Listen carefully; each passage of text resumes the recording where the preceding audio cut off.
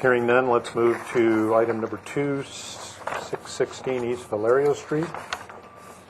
Changes, comments? Hearing none. Item number 3, 1642 Calicañon.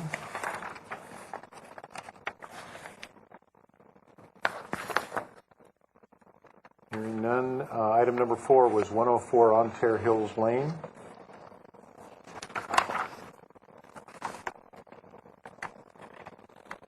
Hearing no changes. Item number 5, 108 Ontario Hills Lane.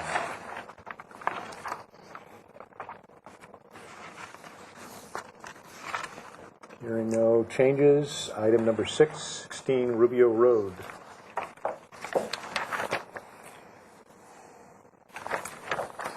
Chair calls for the question. All in favor signify by saying aye. Aye. Aye. Opposed?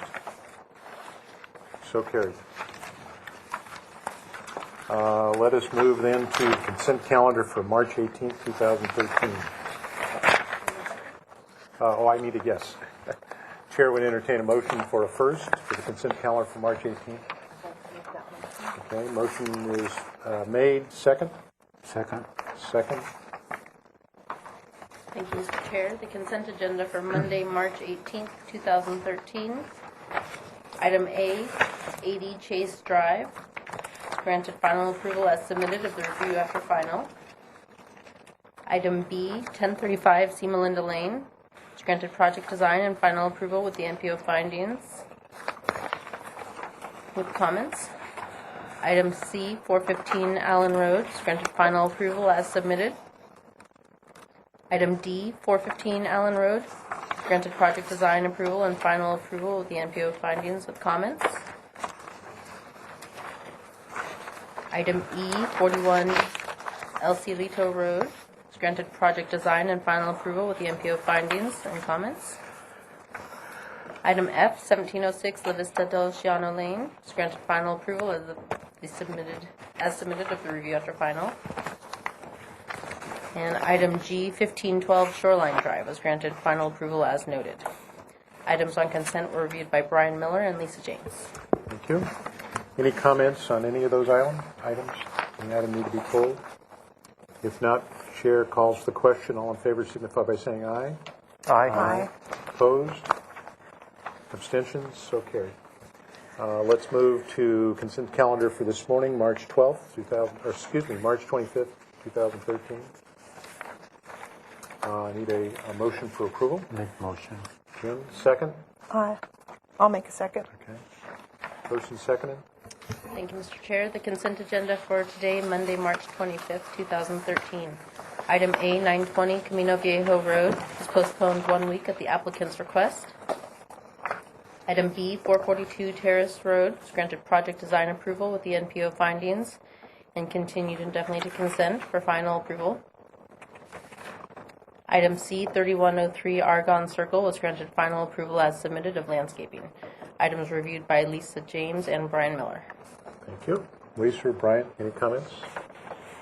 No, it was a small agenda. Okay. Chair entertain a motion for approval. All in favor signify by saying aye. Aye. Opposed? Abstentions? So carried. Okay. Announcements.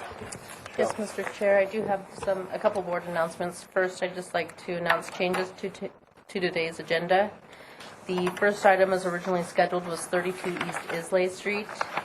However, that item has to be postponed 2 weeks as it will lose quorum, given that we have two members absent today and 2 members would have to step down, leaving only 3 board members, and we need 4 to maintain a quorum. So therefore, the revised schedule for today's agenda, the items moved up. 1676 Franceschi will now be reviewed first at approximately 3:10. And item 254 San Julian will be reviewed second at approximately 3:45. And then the last item will be the training item by Senior Planner Mr. Jaime Limon. Okay. Thank you. Any other announcements? I have one announcement. Chair Denise Willery and myself attended the semi-annual meeting with the city manager last week, where we met with other board chairs and co-chairs. Things went well. Nothing great to report out that I know of.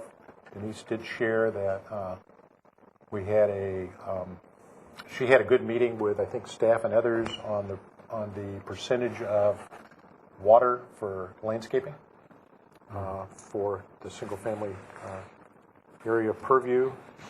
And we did share the fact that we're seeing an increasing number of folks that are quite concerned about second-story additions and views. But short of that, it was a good meeting. Any further announcements? Mr. Chair, I do have one Yes. announcement, just as a reminder, given that the next meeting, next week is only a consent agenda, but the city office will be closed on Monday, April 1st, due to the observation of the Cesar Chavez holiday. Therefore, consent will be on Tuesday at 11 a.m. And additionally, April signifies our transition of consent members, so Jim Zimmerman and Jamie Pierce will be now attending consent for the next 3-month rotation. And that's starting the April 2nd? The Tuesday, April 2nd meeting, yes. Okay, thank you. No further announcements, no subcommittee reports. Let's move to item number 1 now. It was item number 2, 1676 Franceschi Road.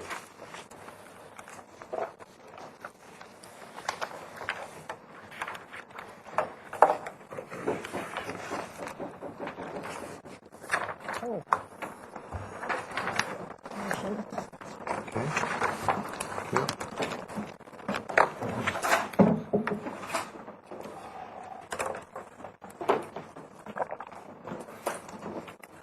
Greetings. Greetings, Hi. Mr. Green. Would you like to introduce yourself? Kirk Rudine, architect. And I'm going to read the motion from the last meeting, all right. and then we'll go to your presentation. And we do have a couple of correspondences that I'll share. I don't know if you've seen them yet. We'll get to that. But they're at our last meeting, which was on January 14, 2013. A motion was made to continue indefinitely the full board with the following comments. 1, the board appreciates the design, proposed material, color palette, and architectural style. 2, provide complete story poles, including the ridges, E-blinds, and the horizontal mass for consideration of the overall massing and scale, not just height. Review the story pole requirements. 3, provide a conceptual site landscape plan. 4, the board would like to see further definition on the proposed railing details for the decks.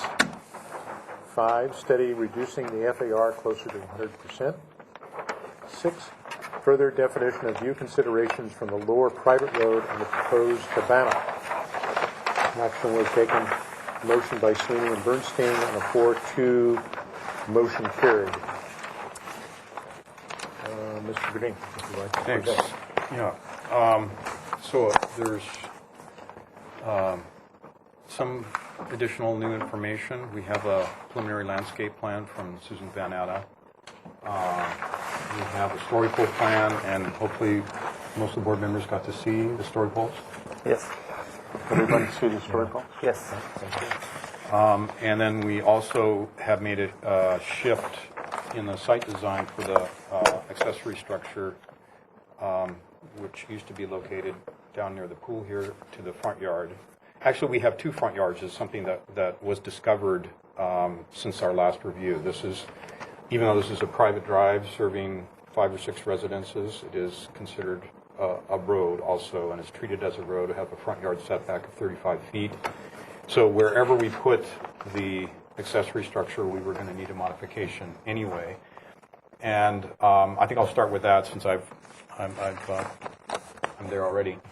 And instead of locating it in a spot where it could be not where it is visible from a number of the neighbors and from the street, I think from Franceschi as well, we decided to locate it in the other front yard where it can't be seen by any of the neighbors and won't be visible from the street and even from our closest neighbor right here. And I have some additional photographs of this area. I'm, as a side note, also met with this neighbor, Mr. Wally Finger, who may have written one of the letters to the city. And we walked the whole length of his site here, and this is very heavily vegetated with oaks and other mature shrubs and hedge material. So this, and plus there is a drop. As I mentioned before, his single-story house is at the level of our third story. So, and in fact, his house is also, I learned, the highest point on the Riviera. So there's even more than a full story drop, I believe, to this location where we're putting the accessory structure. And then there's a whole sheet that shows the drawings for that. I don't think anything else changed on the site design other than I just mentioned. And I think I'll just go to the, I've already talked a bit about the accessory structure. I'll just go to that sheet.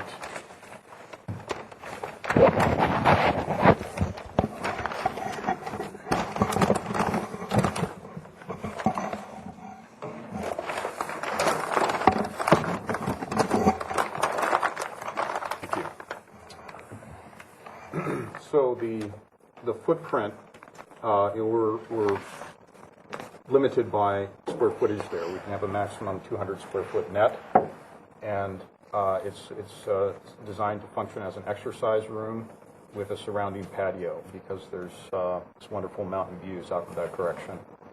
And the wall that faces the house is a curving wall.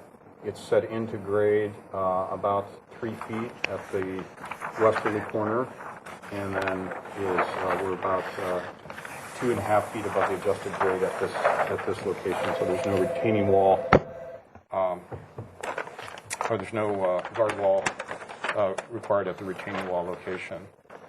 And you can see it's a very simple design, very much reminiscent of the house itself, the flat roof, deep overhangs, wood doors and windows, and stonework on the wall facing the house. And this is a section showing relationship to the street, which is down at this level, and that entire bank of mature trees and vegetation that prevent it from being viewed. We are removing a couple of loquat trees in order to put the accessory structure where we're showing, but that would be part of the landscape design, which is actually removing all of those citruses and fruit-bearing trees that are on that bank because of their age and replacing them with new fruit-bearing trees. But this is a couple of shots showing the location of the accessory structure. So this set of palms right here is going to remain, and that's represented here in this elevation as being right in the front of the structure. So it sits right behind here, kind of set into the grade at the back side. And this is from the north looking up the hill. This is the neighbor's, or this is actually on our property, but this is the property line fence. We're 15 feet away from that. This tree is staying. We're set in, actually it's kind of buried behind these trees right here is where the accessory building's going.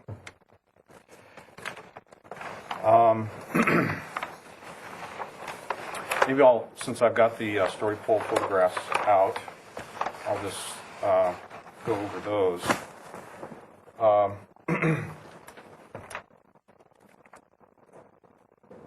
One of the things that the story poles confirm for me is that the house cannot be viewed except from quite a distance away. The one neighbor who has a view of the addition is Wally Finger. It's to the west, and this is standing out on his pool deck, which is about half a story below his the finished floor of his house, and as you can see, about 20 feet from the property line. This is the fence that adjoins the properties.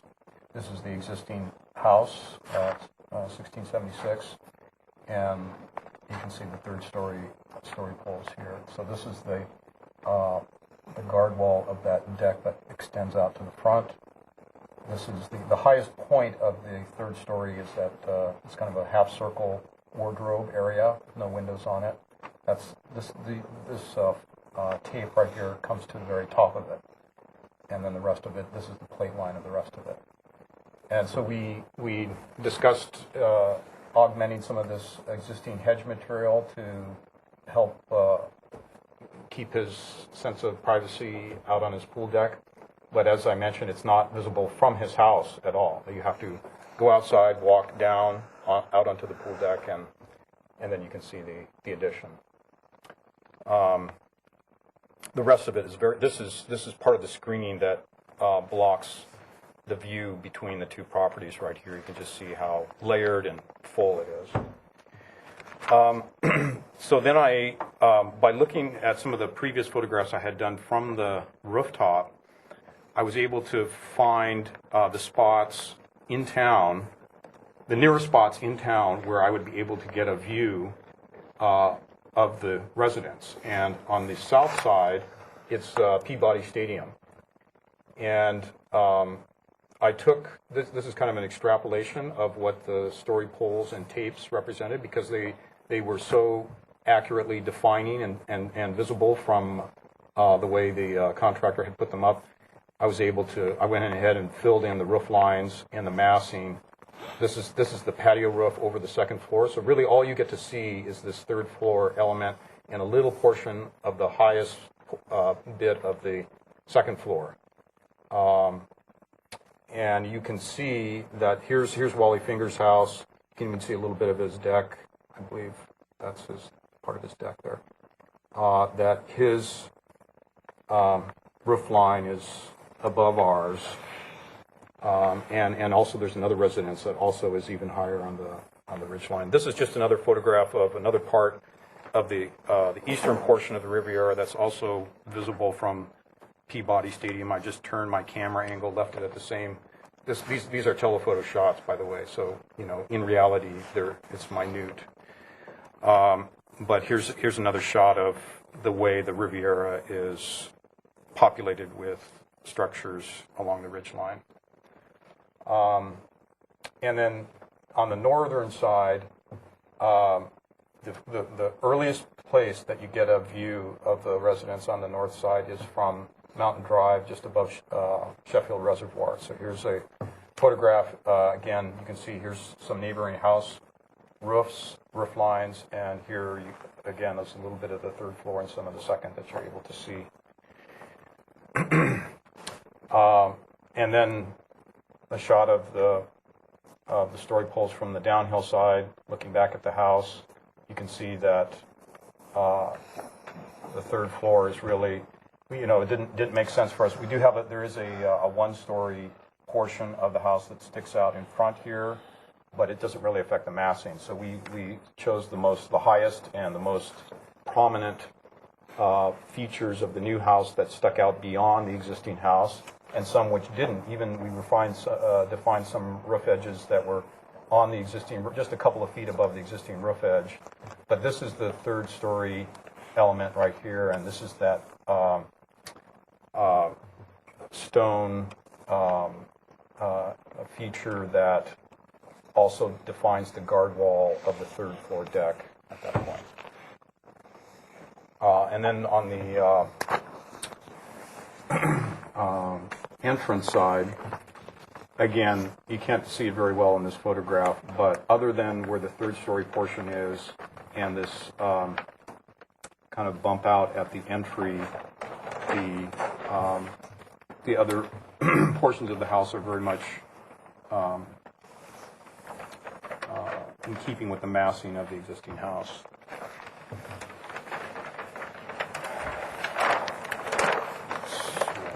Oh, and then while I'm here on this page too, I'll just mention this.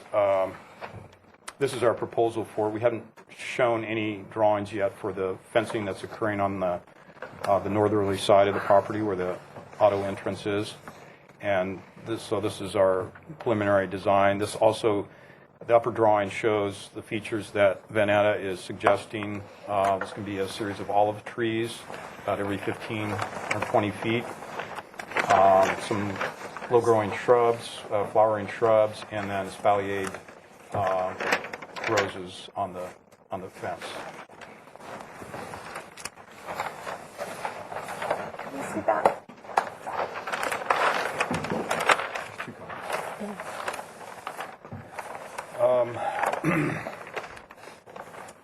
Maybe I'll just, I thought we were going to have a representative from Susan Van Atta's office here.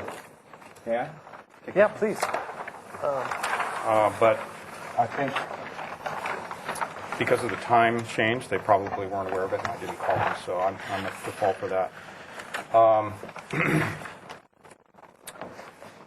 But I am familiar with the design, and I can briefly go over and describe some of the features of it. I think I'll start with areas that are different in terms of the site design, because Susan had some ideas and noticed some things that were, I think, very apropos in terms of design changes for the site. And one of them was I was showing some additional parking out here, carved out of this area, and Susan felt it would be best, to simply extend the paving closer to the accessory structure so that we weren't having to add more retaining out in this direction. And so our accessory parking, uncovered parking is now in this area. And it also is you can see where she's proposing a changing in paving here down to the steps that we showed on our design that actually leads into the orchard area. So currently there are fruit-bearing trees in this area, as we've mentioned, but they're being removed. And this is a series of very low retaining walls, probably 2 foot high, 18 inches or so, as you can see from the steps going down. And this would be the new orchard area and would include a grape-bearing trellis.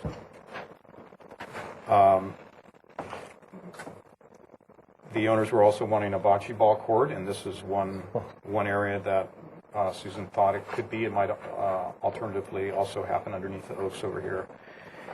It's a water feature that is in line with the front entrance, and then a different paving pattern, much more interesting and engaging than the one I was showing. And then probably most importantly, on the downhill side, the pool location has shifted. We've gone a little bit further up the hill. Currently there's, if I'm not mistaken, there's an existing retaining wall that comes across right in here somewhere. And let's see on the section here if it shows it. No, it doesn't show. It doesn't note it.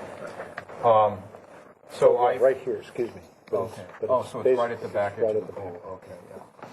So I had shown the pool down a bit further. So she's brought it up further on the hill, raised the elevation of it about 5 feet, and is proposing a infinity edge and a waterfall along the downhill side. Trellis down here.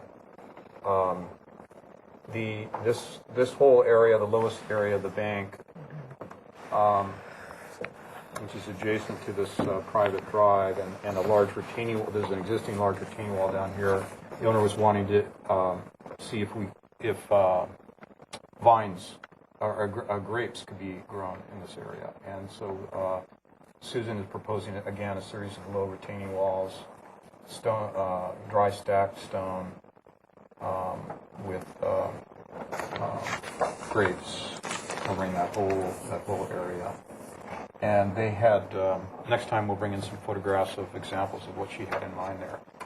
One of the things that I noticed in looking at the site again is that this existing wall, which is on their property, and is anywhere from 8 to 10 feet along this length, is unadorned concrete block A lot of it has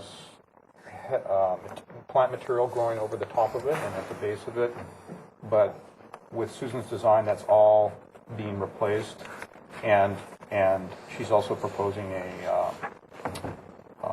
a railing on that wall so that these vines could be accessed. So what we need to do, it looks also like there's some waterproofing issues on that wall, but at minimum, I think we could plaster that wall, if not also provide some stone work on it that would pick up the stone that will be visible with these low retaining walls down here.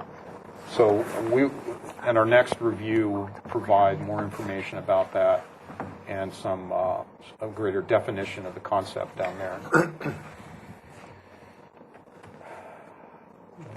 I don't think we ever showed a spa in this area on our plan, but there's a large rock promontory right here, and sort of a mishmash of different types of boulders in here. It looks like someone had designed a pond and a little waterfall, and so this is all getting redesigned with a spa at the top and then cascading pools down to a pond down at the bottom, a fire pit, and a seating area in this area. Nice. Yeah. And then as far as the planting goes, other than a few things that I've mentioned, there's kind of self-defined here. The owner was wanting a place for pitching and putting, so this is the area defined for that. There's a lawn basically similar to the area where the current lawn exists, although much reduced in size because of the pool deck and the pool. All the oaks are staying. The big cypress. A lot of the great specimens that are there are going to be moved around and shifted. But the idea in the surrounding areas was to create a kind of oak woodland pathway, so you can see these lighter beige pathways that go actually throughout the site, kind of like a circuit. Yeah, so you can all areas of the site become accessible in this oak woodland area. And there's several oaks down here. I don't know the exact number. I know some more are being added. And then, as I mentioned, the olive trees and low-growing flowering shrubs along the driveway and approach. That basically covers it. Okay, let's see. One of the things we had asked for the last time, covered a lot of it. Did you have any luck at reducing the FAR? No. So you're still at what percentage now? It's 114. 14, okay. And then, the board would like to see further definite and proposed railing details for the decks. Right. Did a sketch just a few minutes ago. But this does define what we verbally mentioned last time, was that we have on the downhill side, we want at least 4 feet of plaster to be exposed on that downhill side to get that horizontal element that we're looking for.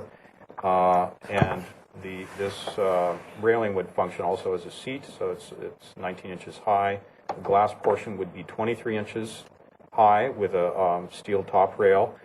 And if I could just point out on the floor plan,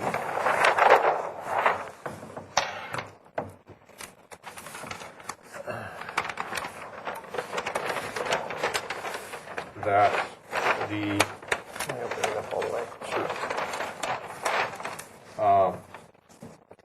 location where that's occurring is right along here and along here. So here you have a solid guardrail, and here you have a solid full height guardrail.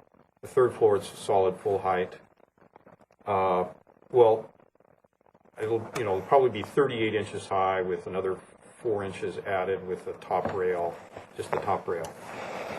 But the glass is here, And actually, I think we're going to eliminate it here because this is a big planter. We don't need a guardrail in the front of the planter, so it's really that section and that section. These are both curving sections, and so that's why the detail shows it faceted glass. It's not going to be, a single flat plane that will be, create a lot of reflectance from below. But as I've also mentioned and pointed out in the photographs, you can't see this railing from below unless you go way into the city. It's not visible from Peabody Stadium because of all the planting that's below. You can only see the third floor. But in any case, it's a curved surface so that you're only it's varying surfaces that are exposed at any one time to a person seeing it from below. So it's not like you get a big expanse of glass reflecting sunlight back at you, which I know is one of the issues for having glass railings on the. Can I see ID? Yes. Okay. Okay. And we talked about the lower private road. So that's it? Yes. Okay, thank you. Chair will open it for public comment. Anyone wishing to address this, please come forward. Seeing none, I will not close it just yet. Mr. Chair, we do have one letter that I'd like to acknowledge for the record. I have two. Okay. I was just going to read, they're real short, so I was going to read them. Go ahead. That's okay. So we have two that we just got here before the meeting. So one is from Mr. Finger, who was already mentioned. As owner of the property at 1666 Franceschi Road, which sits adjacent to the remodel project at 1676 Franceschi, I'm concerned about the potential loss of privacy from my swimming pool area. During my conversation with Mr. Gradine, or Miss Bedard, Bedard, don't know who that is, she suggested natural green screen of some sort that would give me my privacy and not cut off any of my hillside views. Is that a person from Van Atta's office, maybe? I know Susan did meet with him as well, but. Okay. And then we had a second letter today from Brad and Cynthia Frauling. My wife and I own the home at 249 San Nicolas. Do we know where that is? On the map? That is adjacent to the subject property. We have reviewed the proposed plan and are in full support of the Mr. Chair, project. I believe that's for the next item. Is that the next item? Oh, I'm sorry, it is. They were both sitting here, so I was Darn, reading. they were in support. They were in support. I was down on that one.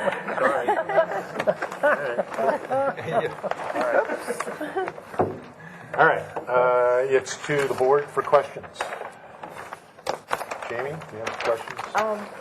Regarding the putting green, is that real lawn or is it going to be the synthetic? Much to my chagrin, last time I heard him speak of it, he was saying it was going to be synthetic. Uh-huh. Yeah. But in fact, for water use, it's a plus. Right. That's what it's funny. Okay. Questions, Lisa?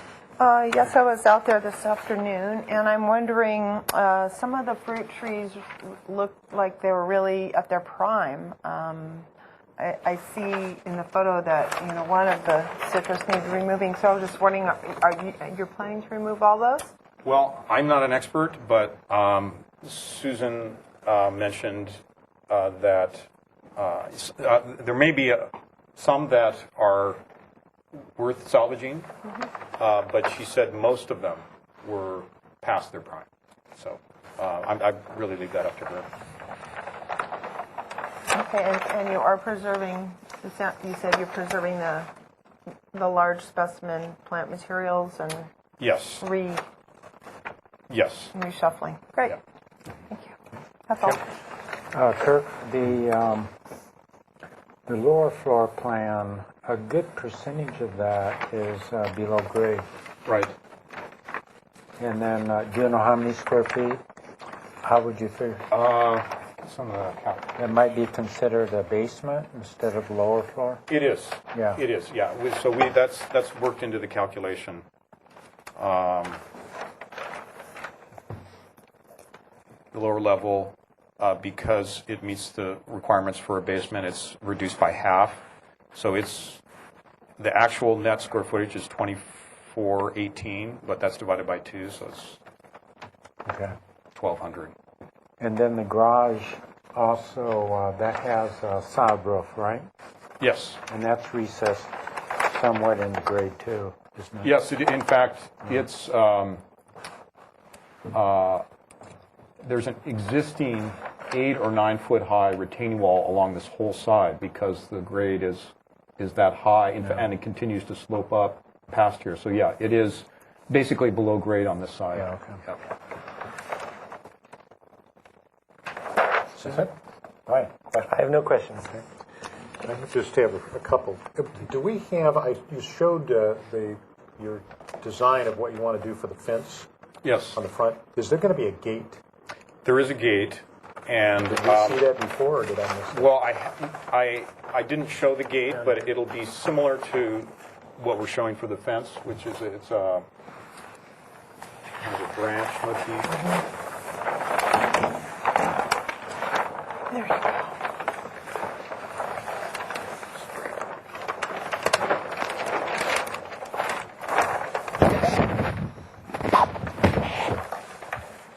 It'll be similar to something like this. Okay. So there will be a gate. And then on the west, there is a fence, yeah, this fence now. Right. Is that Mr. Finger's fence, or is that your fence? Well, he says it's on our property, and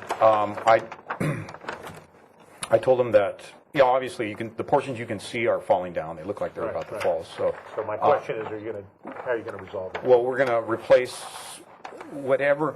I'm not sure exactly how the reason I'm balking is because other portions of the fence are full of plant material, Right. and we wouldn't want to replace the fence at the expense of the plant material. So wherever we can replace the fence without adversely affecting the plant material, yes, we will be Okay. redoing this. And then I go back to the, Yeah, well, it was until today at 1. he's here just in time to answer the landscaping questions. Currently, there's an oleander hedge that kind of runs at the top of this grade here, the slope. I'm assuming by this sketch, that oleander is coming out. Correct. And then this is terracing down with a vineyard. Correct. So what is this? Is that just a low-lying material, or is that a high material on the, above this That wall? will be a high material along the edge here to also another vine. By the way, I'm Guillermo Gonzalez. I work with Susan Banana and represent the Banana Culture. Correct. That will be a vines that will grow on along the edge here, and we're thinking something along a bougainvillea or something that can grow up. And so these terraces are indicated as stone. Correct. And they'll be relatively short, flat, and short, and so forth and so on. And then we talked about a moment ago about this wall being either plastered or some treatment to kind of get it to where it is today. But my question is, I didn't go down on this road. I'm assuming, based on what I saw from standing up here, that you can't, other than if you're driving in that road, you can't see this wall from anywhere else, even from these neighbors, because they're still down further. Is that correct? Well, This wall is 10 feet high. yeah, no, you can, well, You Franceschi, can see pieces of it? yes, Franceschi meets this road right here. Yeah. Franceschi's right here. So as you come down Franceschi, you can see that wall. Okay. Yeah. So And, that's the and reason of you course, kinda the neighbors who use this driveway to access their house, of course, they see it. Okay, and the road basically looks like most of the road is in their property. This is an easement, right? Right. Okay. Yeah. And then, Mr. Chair, yes, if you're moving off of those walls, I'd like to ask a few clarification issues on the walls that you were just talking about. oh, okay, go ahead. You said the lowest wall is 4 feet in height. How far are the terraces going to be separated from that lower wall? If they're less than 5 feet, we call those a cumulative height. And you have a maximum of 8 feet. Well, actually, 3.5 feet within 10 feet of the front property line, 8 feet within the setback. Well, we'll have to check that because there, all we're doing is terracing an existing bank, so the bank is quite steep. I don't know if there's an 8-foot rise from the top of the wall to to where the retaining walls stop? Is that what you're saying? That From the it's- street level, where the wall hits the street, Yeah.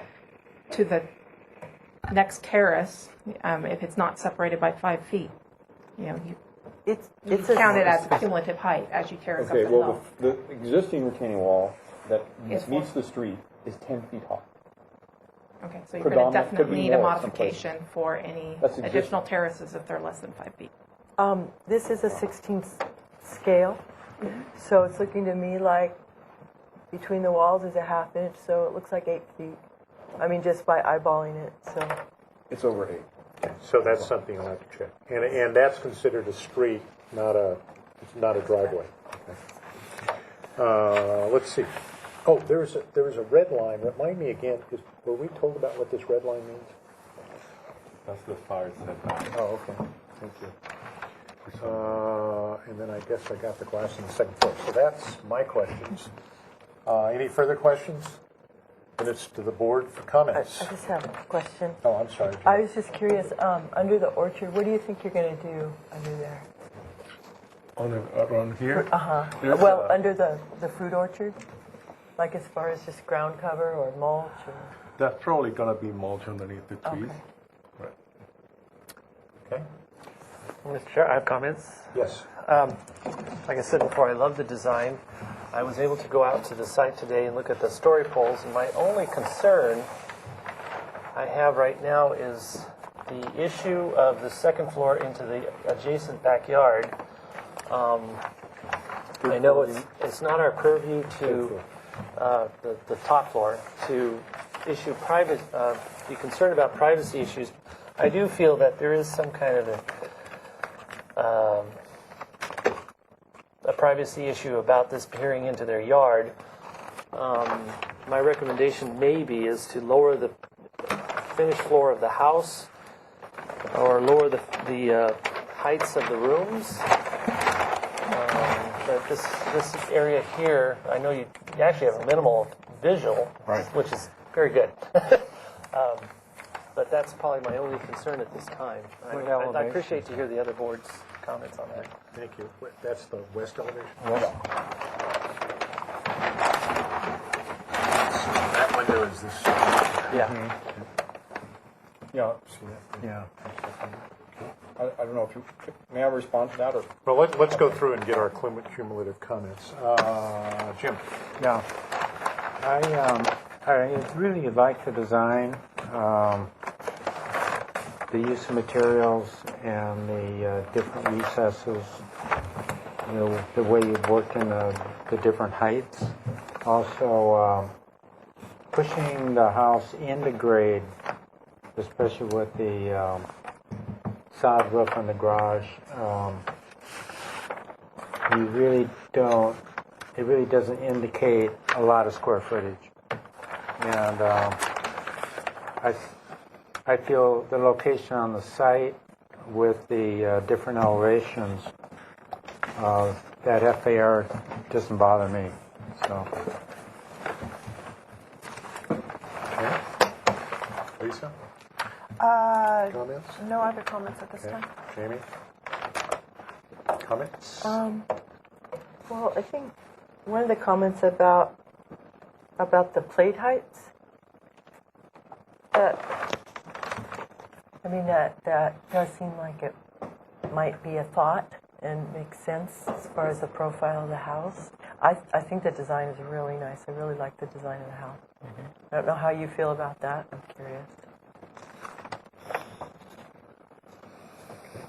That's it? Let's see, my comments, I think most of my comments were made at our last meeting. I too, like Brian, a little concerned about that one corner right there and that long window. But in the big of it, it's on how many acres? 2 acres. And if we go back to the site plan, to the landscape plan, I walked out there this morning. This is really a forest over here. Yeah. And it's probably going to always be a forest.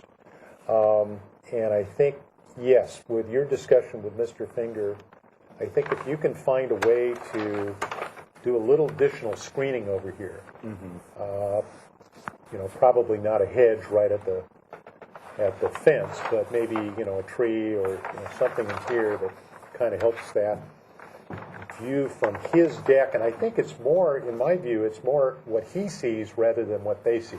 And he's going to see a little, based on the story poles, he's going to see a little bit of that corner. So that would be my only comment on the scale and bulk. I'm not overly concerned about the FAR. And I do appreciate, I think this is to all of us on the board, this is a great example of how we do story poles. We all walk around the site individually over the last day or so. I this morning, and I really appreciate the fact you went to Peabody Stadium to do this. I actually went over on TV Hill and up Miggs Road to look back, and over on Portosuelo Drive up high. I think it's Crestline is the end of the other street there. To look back to see what I could see across the city. And I think, if you were proposing to paint this a bright white, and you're not, I think, that's a different kind of circumstance. You can just see from this photograph here, we have a Spanish-style, traditional white red tile roof home. Here we have a darker home in terms of color, and I don't think even this may be a little stretching. I know you simulated the finish, but I don't even think it's going to be showing that much. So I think this is a really good example of how we should look at and do story poles. So I really appreciate your effort there. I like this idea of the fence. It's not. It's going to screen, but it doesn't present an idea of a big fortress. And so I think it looks good. I did have one comment, and I'm just assuming that in the realm of doing your landscape plan, whatever that is too. Walking down over here on this trail, there's a trampoline or something down here. There is quite a bit of damage over in here. I'm assuming that's going to get cleaned up. Correct. There's some exposed utility lines, etc. that probably will have some attention. Yeah, that's been taken out. So that's basically my comments. So this, yes. I'm curious to know what your Oh yes, I'm sorry. your You were response gonna- was. Well, I'm sorry. As I mentioned, both Susan and I met with Mr. Finger, the neighbor to the west, and he was perfectly happy with the idea that we were going to provide some additional landscape screening there. He was, to him, that was he was he was delighted to see that there was very little window area here. Yeah. He didn't ask us to remove this window. He didn't say it was too high, was blocking the view or anything. He was concerned about his pool deck continuing to have the privacy that it has now. So that was the one thing. And once we assured him that we were going to do provide screening, he was happy with it. what's refresh me again? What is in the green roof? We're thinking of having some sort of like sedums. So Cedar? sedum, like succulents. Oh, okay. So it'd be low growing. Okay. Okay. This is still required to go to the staff hearing officer. So I'm assuming at this point that you want to do that and then come back to us? Right. You need Yep. to come back to us before that, right? No.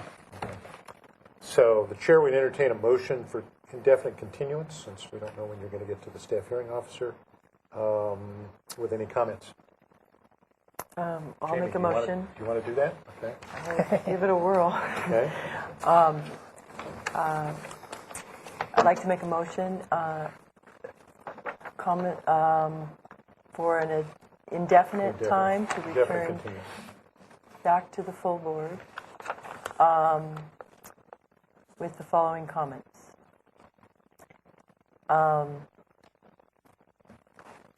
Actually, we didn't really have too many comments. So you can just make a brief two or So, three. I would comment. You probably would want to comment on the landscape for Mr. Finger. right? You may want to comment on the auxiliary building Because it needs It's a a new mod- location, because it needs modification, and is that acceptable to us? That's a question. And you might want to make a comment on the acceptability of changing out the orchard Okay. And the FAR. and the FAR. Okay. We find the FAR acceptable. The board finds the FAR acceptable. We also feel that we'd like the landscape architect to help effectively screen for the neighbor viewport on the west side of the house from his swimming pool area towards the house. The auxiliary room to be relocated and with modification. And we're fine with that.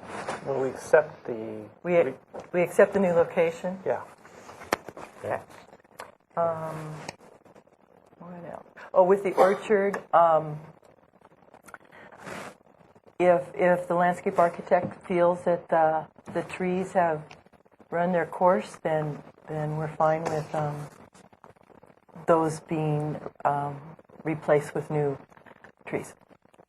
The maker of the motion may want to request that when the applicant returns, that we have a more definitive section study through this lower wall along the road. Oh, okay. And Mr. Chair, if I could just Yes. mention that if I'm understanding staff correctly, that any retaining walls along here, even modest height ones, will require modification. So if a comment can be made as to whether that would be found acceptable by the board, Okay. would be helpful. That if we're okay, we'd like an elevation of the south side terracing. We'd like an elevation of the walls, the garden walls. If there is a requirement for modification on the walls, What we're either wanting to say that we believe it's acceptable, if there's a modification required, that terracing is an acceptable approach, right? but that we want to see a partial elevation of what it looks like and a section. Right. So if you can make that part of your motion. Okay. Well, we believe if there needs to be a modification, that terracing is an acceptable approach. Okay? That's the motion. The chair entertains a second. I second, and I have a comment. Okay, discussion. Yes, discussion. In terms of your terracing, what's your purpose of that? Is to eliminate the high current wall and soften the approach? Is that what's going on, or is that large existing retaining wall already going to stay there? I don't. Right now, that's the grade, correct? Yes. Right. So here's the large retaining wall that's Right. existing. So your purpose is to remove this retaining wall? No. No. We're leaving that where it is. So, I see. but this is the bank Yeah. above the retaining wall I see. that we're terracing to provide flat areas for the planting. That's the whole purpose. Which is sort of doing it now already, too. And I'm sorry, Well- but this is proposed. Got it. That's I'm, good. thank And the you. oleanders that we looked at are right here. So that's the oleanders existing.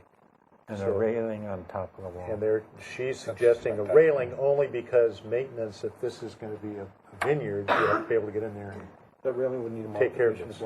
And there really would not be a modification if the terraces were more than 5 feet apart. No, as I understand, there's a modification just because the existing wall is so high? The existing wall exceeds 3.5 feet, located within 10 feet of the property line. Okay. So if you're adding height for the retaining wall or a guardrail on top, that would require modification to amend the existing wall for safety reasons. So essentially, I think what our motion is intending is we're supportive of your approach. I believe that's what the motion is on the floor. And that when you do return, we'd just like to see what this is really going to look like, a section and a partial elevation. Sure. And what is that top railing? Is that glass, too? No, that would be. He'll have to look at it. Yeah, we don't know. He's got It'd probably be wrought iron. Okay. He's got to figure that out. Got it.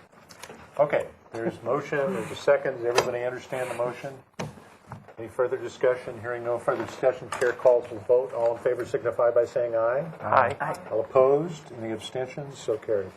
Thank you. Thank you. Thank you.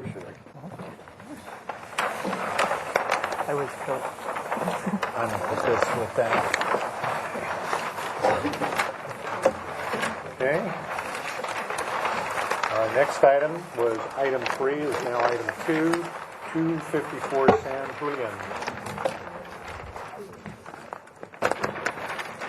That's this way.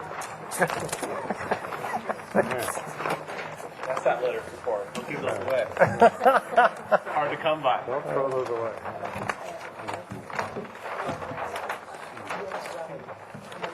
This is a new item, so we've not seen it previously. Here's the 20 closest homes looked at. Wow. Okay. Okay. You will introduce yourself, I please? will. My name is Jason Grant with J. Grant Design Studio.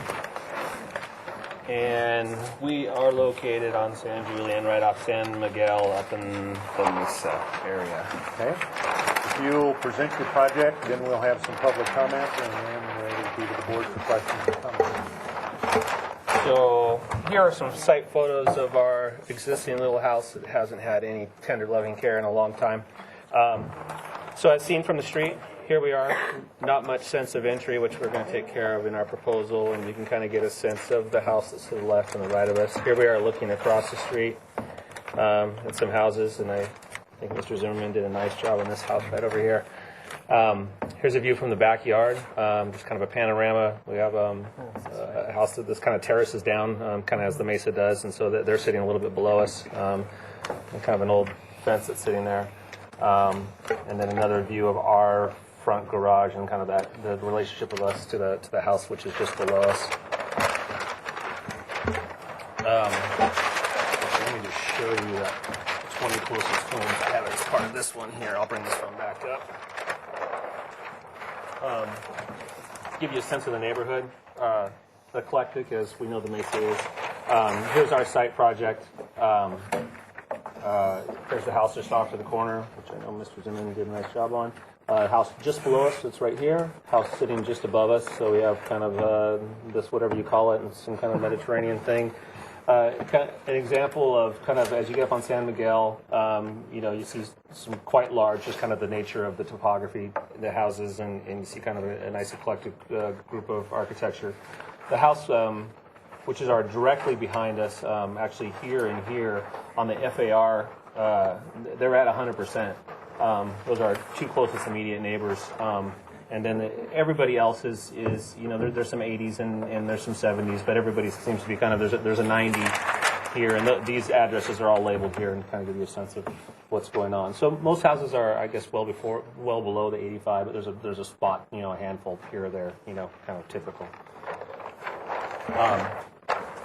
So here is our existing house. On the first floor, we're proposing an addition in this direction, and there's a little courtyard area between the garage and just off the existing kitchen, and we're going to infill that area as well. Driveway currently just kind of wraps up and into here. And here's our open area space. This is going to be a covered deck and porch area off the back, so I've just delineated that there. So just give you a sense of where these additions are occurring. Of course, there's a second-story addition that we're proposing, which I will show you. Again, just to blow up the existing residence, this is where our first floor additions are occurring. There's the existing roof plan as it sits today. And so our proposal is we'll do some interior reconfiguration, of course, create a new covered porch to give the house a sense of entry. This is where that infill is occurring, creating a bedroom and a bath into that space. And then currently where there's a row of bedrooms in the back right now, converting that to dining. This is where that addition's going off the side. We get a laundry and a kitchen. This is our covered porch off the side. And our living. As you go up, we have just basically a master suite, sitting area, and master bath. So the second story addition is kind of well within, all sides of the house, kind of tucked in. We have a balcony which is sitting off the back, which is kind of very central to our property. So as seen from the street, here's our existing garage, which we can't touch because it's actually already pushed into the front yard setback, so it is what it is. This is our little porch, all we can really get, unfortunately, but it gives us a better sense of entry. The driveway still does come up and wrap it around and in. Of course, with that second story addition. Craftsman details, of course, and then as viewed from the rear, here's that covered porch I was telling you about, where all these doors will open off the dining. Up above is the master bedroom. This is the sitting area, which you have a beautiful view, kind of actually down to the ocean. Fantastic views. And then as viewed from the north elevation. Obviously our second story addition, keeping the windows small. Those are facing our neighbors, both to the north and to the south in that condition. So single story down below. And then once again, small windows facing our neighbors on the upper portion. The only portion where we have some larger windows is where we kind of have a view angle, kind of looking down and across out to the ocean. And here is the roof plan associated with that. So with that, I will be happy to take any questions. Okay. Chair will open public comment. Seeing no one in the audience coming forward, we did get a couple of communications. I have this one, which I started to read last time. I'll read this time. This is regarding this project at 254 San Julian Avenue. Brad and Cynthia Frauling, my wife and I own the home at 2249 San Nicolas. That is adjacent to the subject property. We have reviewed the proposed plan and are in full support of their project so long as they comply with the current setbacks and floor area ratios. This has been an understated and sometimes neglected property since we've been neighbors since 2000, and we look forward to seeing the project move forward. We are in support of the proposed project. Where's the Nicholas? Okay, those are those folks, and that's this house. Right? Yes, it is. No, Did you say 240? yeah, 249. Yes. So it's that house right there. That's correct. Okay, and staff, did we have another communication? Yes, thank you. There's another letter received from Harry Goldman, owner of 1333 San Julian Place. He says he has no objection to the overall second-story home expansion, but I feel the overall proposed size with the FAR ratio of 89% is rather excessive for the neighborhood. I think the project should be modified to be in compliance with the FAR requirements without a variance. Additionally, we received a letter from our board member Bernstein, who is absent today, but she wanted to have her comments read into the record. She feels that this project is too big and they need to make it more compatible and reduce the outdoor living space, decks, covered areas, etc. Just remind everyone, 85% FAR is a maximum FAR, which is why the FAR process was put in place. She thinks this is the wrong direction for this neighborhood and not compatible. Mr. Chair? Yes, ma'am. I'm Suzanne Regal, case planner for this project. This project will require a modification for conforming additions to a building that's legally non-conforming to the required setbacks that change the basic exterior characteristics. So the mod is technical in nature, but you would still need a comment on the appropriateness of that modification. And just to clarify, the issue is the house now a portion sits in a setback That is correct, on both sides or just one side? I believe. Both sides. The front and Garage is interior. forward and the house just barely So sits that's there. basically the setback line. That's correct. Okay. Okay, thank you. Chair will close public comment and go to the board for questions. I have no questions. Questions, Jim? What is the setback now on the side? 5? Is that 5 feet? Yeah, it's set at 5. It's supposed to be at 6. So Yeah. yeah. And that's just where it was supposed to be set way back when. Right. Okay. Okay. So, I'm sorry. Lisa? Questions? Any questions? I noticed current site drainage is shedding into the street. Will you be changing that to reflect any new water retention methods? We were hoping not to. Our addition's relatively minor in nature, and it's kind of the historic site drainage of the mesa. Is each one of these is kind of, just slightly lower than the next one below, and it's pretty common to see this. So I'd hate to alter the site drainage in any meaningful way. Thank you. Please, or Jamie? I guess I have questions around the balcony. It is a big balcony. And then is that the only balcony? Yes. Okay. That was the question.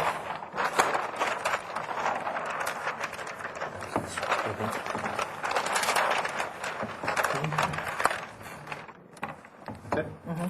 Okay. This is the staff. Is this, can you remind us about the 85%? Is this a property that requires us to diligently look at 85%? Yes, it is a lot that's less than 15,000 square feet, so it does follow in the required FAR, and that is why, again, he's provided the 20 closest lots FAR analysis. Okay. On the roof, right here. So if I read this right, that roof is sloping down, and then it comes across.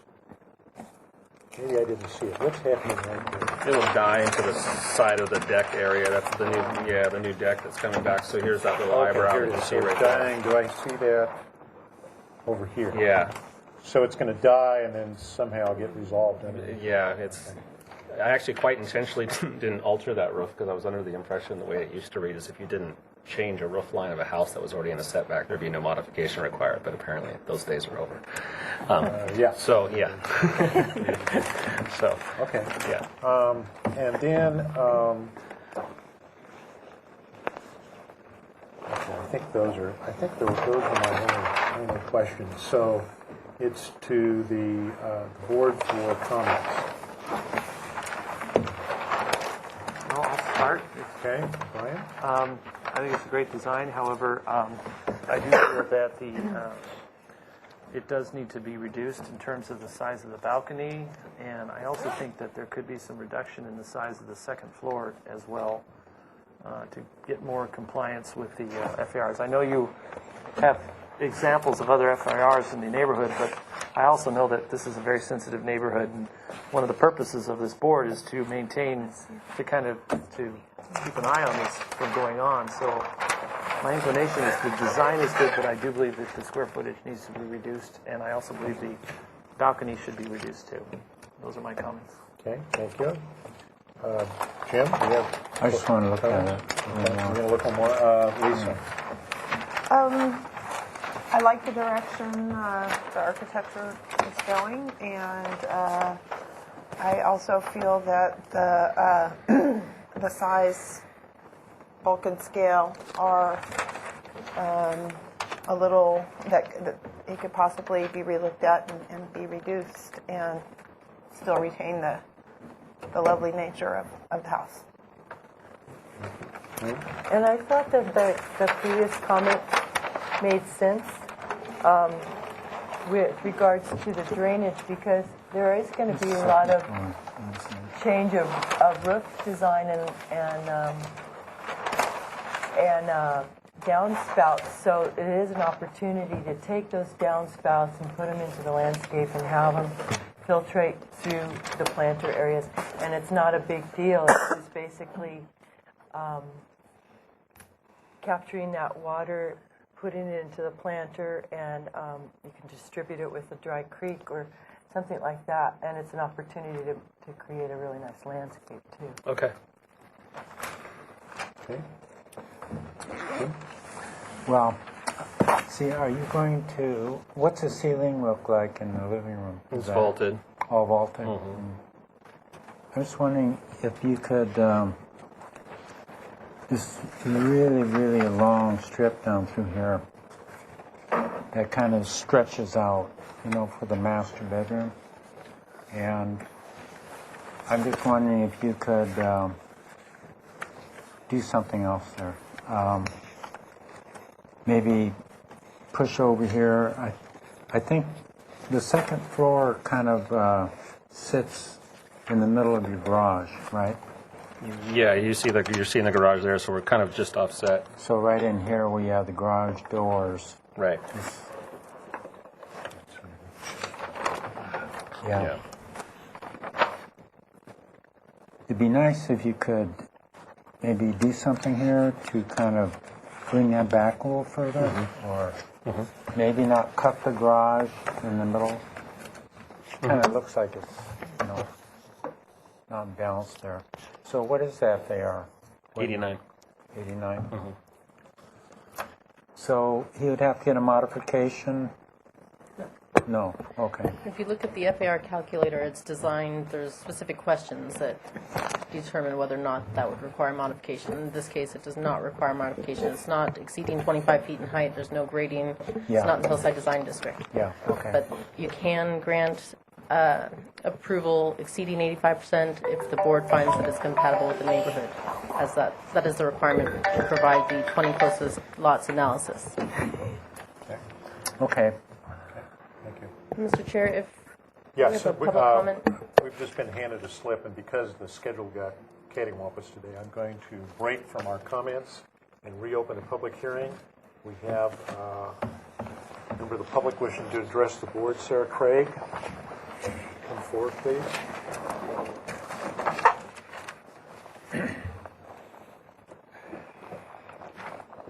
Good afternoon. Hi. Hi. If you My name- introduce yourself for the record, please. Sure, my name is Sarah Craig. I'm a neighbor. I live at 261 Julian Avenue. And appreciate the opportunity to ask a few questions about the project. I have not had a chance to look at the plans in detail, so some of the questions may be readily answerable by inspection of the plans. But I did have a few questions. I was wondering what the proposed siding material is for the structure. The existing siding is part wood, part stucco. It's proposed to be plaster. Oh, Yeah, stucco, yeah. stucco. Okay. The first floor has some wood siding. Will that be removed and changed to stucco? or- At this point, we're going to have kind of a wood trim detail around the windows, but the overall facade of the building will be mainly plaster. So any of the wood siding would go away. Sure. And then how about the existing height of the top of the roof and the proposed height of the top of the roof after the second story is added? Do you have that? I don't know the existing. I do know. I can tell you the proposed. It's 22.4. 22 feet. 4 inches, right. Proposed height from the from the ground to the highest point. grade. Yeah, to the highest point. Do you have?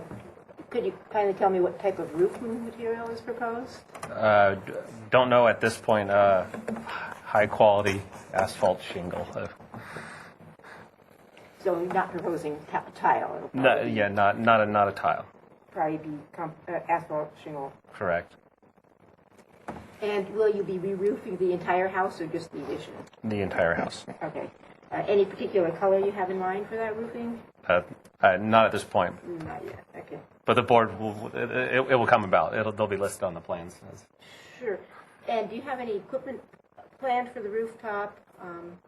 None.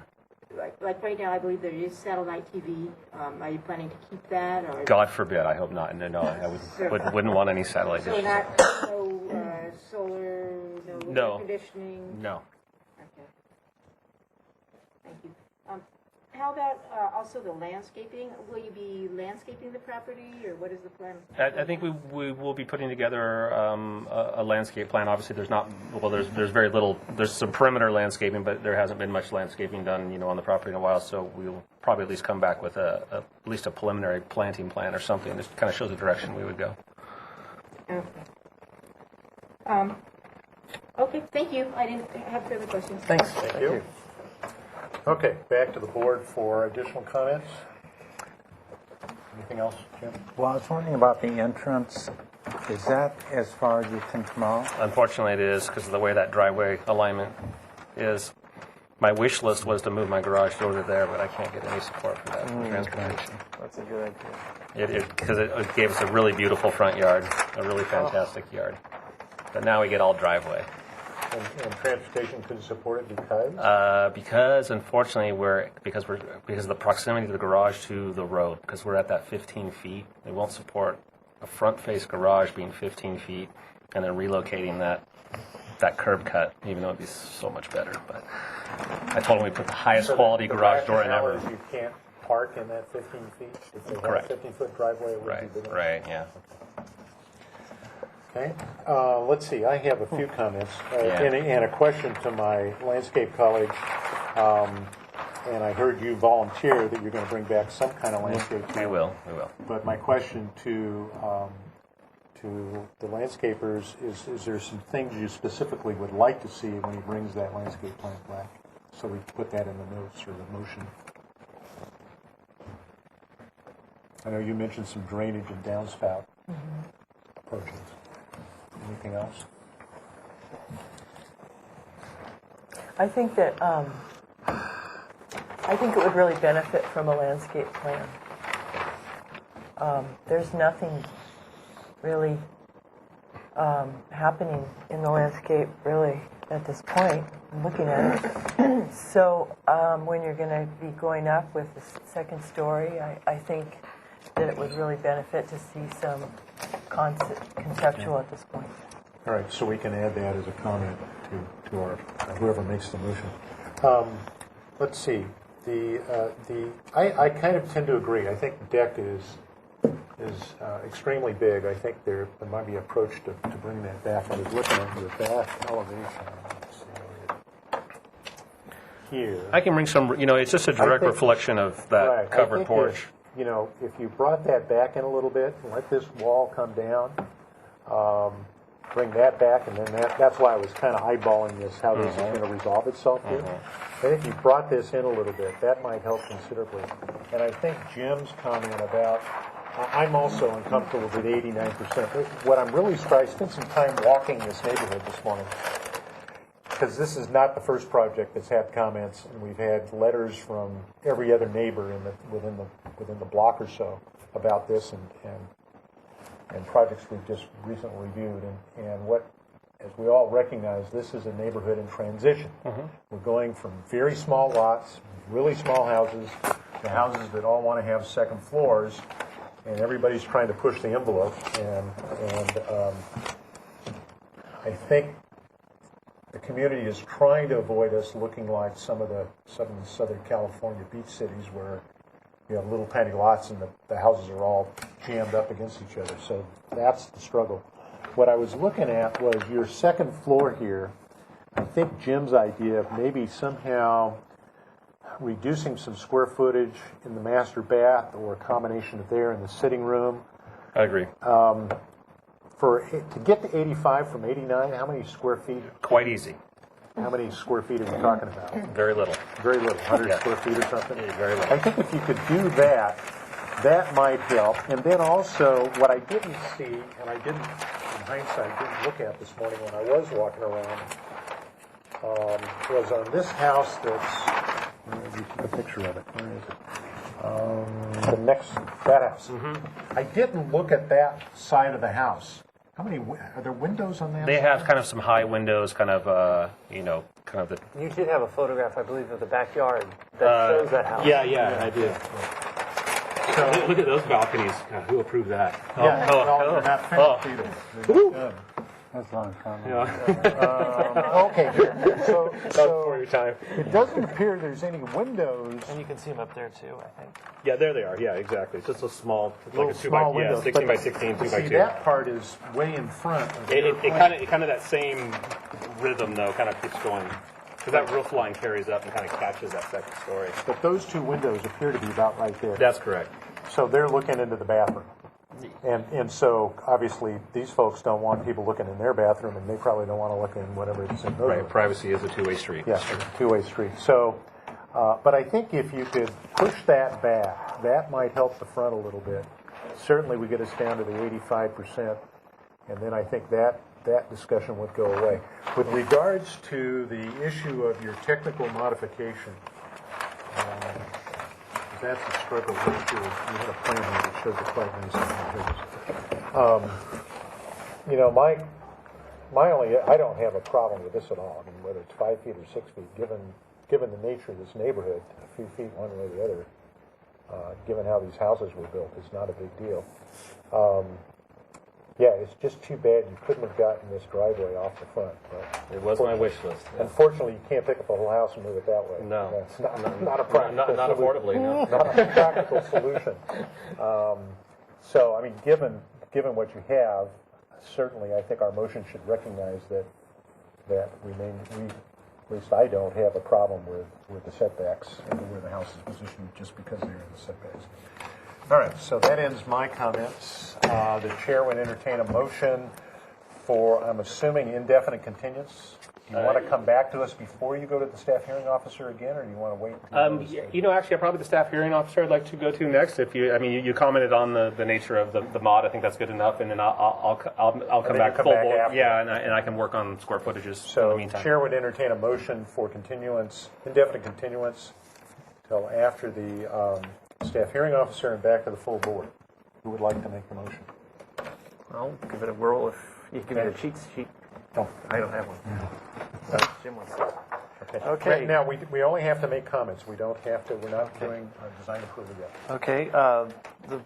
Okay, so I just say the board appreciates the design and quality of the project with the following comments. To have the applicant study reducing the overall square footage to be more in compliance with 85% FAR. To also look at studying reducing the size of the backyard deck, with in particular suggesting that maybe the size be pushed in a bit on the north and south sides, and even the depth could be looked at, maybe reduced as well, just to reduce the impact of the deck. As far as on landscaping, A landscape plan, have a landscaping plan included, which would include the drainage, handling the runoff from the downspouts, and Retaining water on site rather than shedding, is that what you? so to include drainage from the downspouts, so that the runoff from the rain would be retained within the landscaping Planter areas, yeah. the landscaping of the property. And I think that's it. Okay. The chair might entertain addition to your motion, if you accept it. Basically, that we do approve the concept of the exterior finishes and look forward to seeing the color board as presented on sheet A4. Yes, we appreciate and approve the exterior finishes, and look forward to a color board showing the different colors. Also, the lighting as well. We'd like to see what you have, including in the lighting. Okay. And That's your motion? that's my motion. Do I have a second? A second. Okay. Jim seconded. Mr. Chair, Yes, board ma'am. members, did I hear any language in the motion? I know you talked about it before the motion, but about the acceptability of the technical modification. Oh, did we? Just need did some- we get that? We do accept the modification as it is, due to the fact that it was due to the limitations and parameters from which the designer had to work with. We agree that his approach is acceptable. Okay. So that's part of the motion, agreeable to the seconder? Agree. Okay, agreed. Any further conversation? Okay, no further discussion, yes. Yes, yeah, discussion. Sorry. That in your landscape plan, that you find a way to mitigate going from the ground plane to the wall plane with some large size plant material and some foundation material. Can we say that? Well, Is that too late? can you clarify what you mean by ground plane and roof? What was That- this? That you have lawn going right up or Oh, the ground. perimeter hedging to kind of help break up the mass of the architecture. ooh, okay. And we also want the applicant to. You don't need to repeat it, we'll just let her, just say you accept it. I accept it. Good. Okay. You accept I it. accept Okay, cool. What she Did you get that, Michelle? Okay. All right, so that got added to the motion. You knew what I meant. Any further discussion? All in favor signify by saying aye. Aye. All opposed? Abstentions? So carried. Thank you. All right, we'll see you when you get them to the staff hearing officer. Yes, we will. Okay, great, thank you. Thanks. All right. Next time it goes to us, I guess. Technically, that's the one I brought.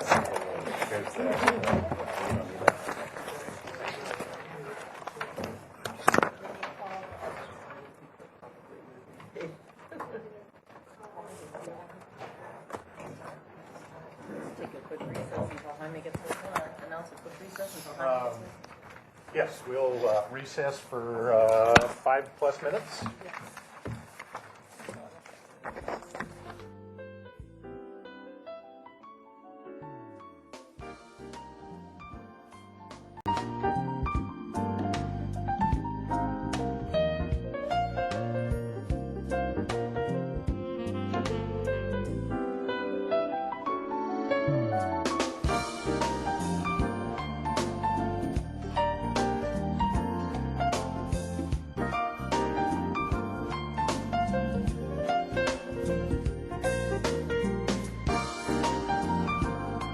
I want to first explain why you're having this type of discussion, because I don't believe it was necessarily generated by this board. It was actually a conversation I had with the ABR chair and the HLC chair, that as I do with all our trainings, we tend to go to every board just to have you get equal information that will be discussed.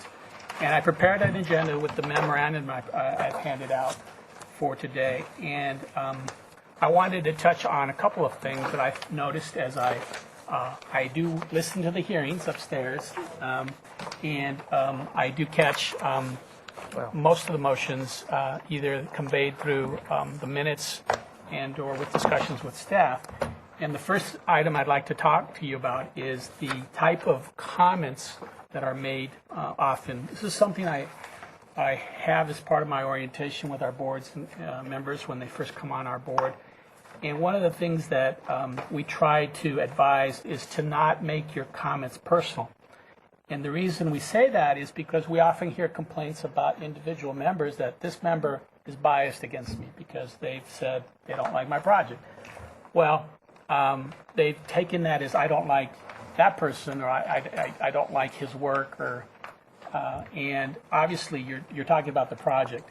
And what I've seen is examples, and I have that on page 2 of this handout, right on the back side of the memo, where I give examples of, it's underneath your packet there, I think it's included, where I give examples of how things have been said and what we would prefer to have you say. And I think it's not necessarily being politically correct, but it's actually trying to explain that what we're making comments and critiques about are actual projects. The first one is an example where I've actually heard this. I think, or I believe, this architectural style is not appropriate, versus the architectural style is not compatible with the neighborhood because it's out of character with adjacent development. Again, you're not saying you're saying the architectural style proposed for this project is not compatible. Just a little twist on things, and it's actually, it comes out a lot more receptive as I've experienced. And then this one, the second one, I don't have a problem with it, versus that feature can be supported as part of the project design. Again, focusing in on the actual project feature that you're supporting.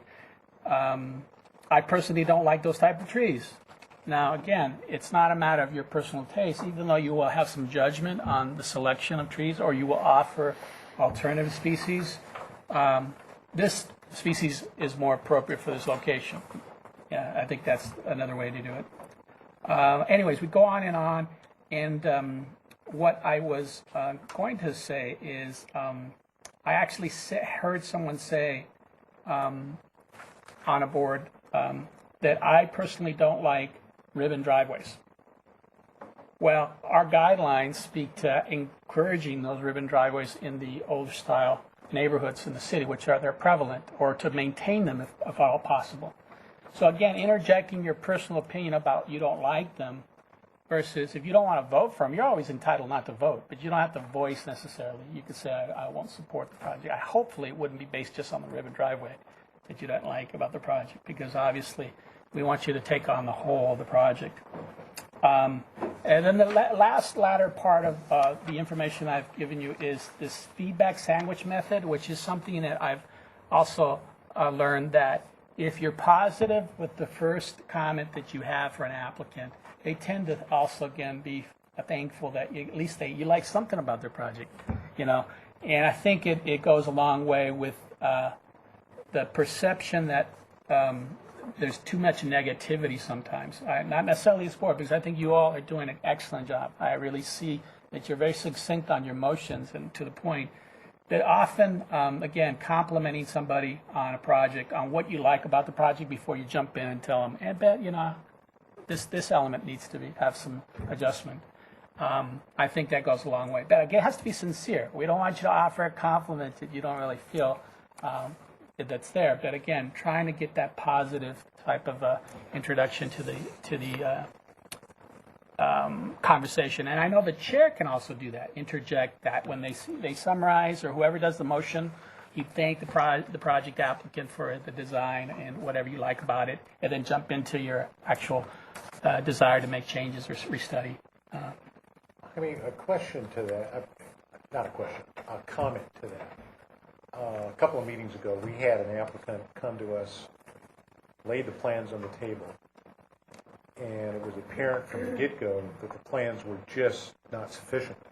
Incomplete or illegible? Yeah, they were incomplete. They were not illegible, but they weren't in a Organized manner. organized way. We were really having a hard time.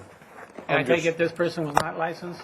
Yeah, in fact, it wasn't a case of weren't licensed. The actual design person wasn't here. It was being represented by a substitute person.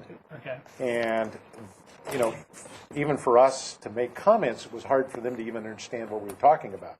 Because we were Right. saying, we want to see a section. I don't know that the person sitting here even understood what a section is. Mm-hmm. So that's a really difficult situation to be positive. Right. Because there's no place to start from. And in fact, I think on that particular one, we probably weren't very positive. And as it went further, I think we were getting more irritated. Right. It was the owner and the real estate agent. Okay. Yeah. So what was the scope of the project? It was a brand new house. Brand new Right. house. Okay, so it's a big project. It's a big That's project. what made me wonder, like what our position is when we get something like that, because you wonder, well, on the intake, isn't that kind of thrown out before it comes Not to us? necessarily. Now, the dynamic is a little bit different from the single-family design board because there's a lot of broader parameters about unlicensed persons being able to submit for a single-family residence. So we have the gamut of, designers that want to present unlicensed, not licensed architects. But the standard should still be there. You have to understand what they're proposing, and they have to explain it. So if they can't do both, one of the things that the Historic Landmarks Commission said is it's easier to say no right up front than try to deal with somebody who's not responding to your direction. And we don't have a problem on the initial submittal saying, looks like a appropriately sized home, but we need to have more clarity on your proposal. We would recommend you have your designer here present, or else this is not going to be very fruitful. Being direct in that manner would be fine. And I think the struggle we had with this particular one is the first time they came, they had some rough sketches, and we kind of understood it was a first concept. Then they went away. They came back. They had obtained some kind of designer because it appeared, the drawings looked like a designer's drawings. Okay. And then we gave them, 5 or 6 things or whatever it was to go look at and come back. And then they came back the third time, and it looked like they had changed again, and that either their designer, and they didn't tell us, the designer had gone away, or they didn't go back to the designer to make the corrections. It was still a very obtuse kind of set of drawings, so we were really struggling. And so I guess the question, and I wasn't chairing it, Denise was chairing that day, is it the prerogative of the chair? Could the chair just say, look, these aren't sufficient right now. We'd really like you to consider coming back. Can we just do that? You can do that. I've seen it be done. But what we really need to do is really get a sort of a consensus. I think it would be better if more than one person had a problem with the presentation. Like, for example, if you sense that a lot of comments are directed as on the complete nature of, like when you start with 1 or 2 people, they're saying it's incomplete. Right. You as the chair can say, well, before we go forward, does it make sense to proceed? Should we get get a more read information? from the board. Exactly. If you're getting persons that are saying, I can't understand what you're proposing here. And then do we take like a straw vote to see if we should go proceed? That's the chair to be able to get a consensus. If everyone agree that we should get more information before we proceed, again, that's part of being efficient with your time. Now, the agenda is agendized for a certain amount of time. Okay, Right. So given that, does it make sense to cut someone off when you're ahead 20 minutes and then you sit here and... So you got to sort of decide whether or not you're behind schedule and whether it makes sense. Could you give this applicant, because they paid some money for review, right? Right. And so can you give them the benefit of what clear direction you need in order for them to be complete? It can shift from what's wrong with the design to what do you need for you to make comments on the design? What information do you need? and making it clear that you won't. I've had a motion saying, don't come back until you have this information. So it makes staff very aware that you insist that this information be provided. And that's also reaffirming your conclusion that you thought the plan was incomplete. And then we pay attention again more, because we're dealing with a lot of plan submittals. You got to sort of sympathize with the plight of our folks. Sometimes, like Michelle took 2 or 3 days off, and she's expected to put together an agenda in a day or so, and I don't have the time also to look at those plans. So sometimes we're relying on you all to tell us, is this a good starting point? Now, one of the other things that came up at the semi-meeting with the city manager last Thursday, the other boards were sharing, and apparently HLC has gone to a strategy where the first time that the project is presented, so in other words, we haven't seen it until it lands on this table. Right. They're taking a 5 or 10 minute space and saying, look, everybody don't say anything. You just, all the board members get to look at the drawings, whatever, and then they proceed to questions and comments. That's actually was a result of this discussion. We just had it last Wednesday, where they were concerned with that very same problem that you have, which is open up the plans and your applicant's here and gives you a 10-minute presentation, and you're supposed to figure out sometimes a fixed set of drawings, what the project is all about. When you deal with the complexity of commercial building, a larger development, that's often very difficult. So we were exploring ways to get information to them in advance. One of the discussions has been, should we get digital files of some sort to be able to put on a website to have them access it? We think that's another bureaucracy creating a management problem. Historically, you all have been required to instantly critique. And sometimes it does take some comprehension of the plans before you can get into that critique. So we suggested that maybe we can build in more time into each agenda item, and for the chair not to call the item up until you all have reviewed the plans. That would be part of the So reviewing it before the applicant even comes to the front. Right. We open up the plans, like the last item just heard.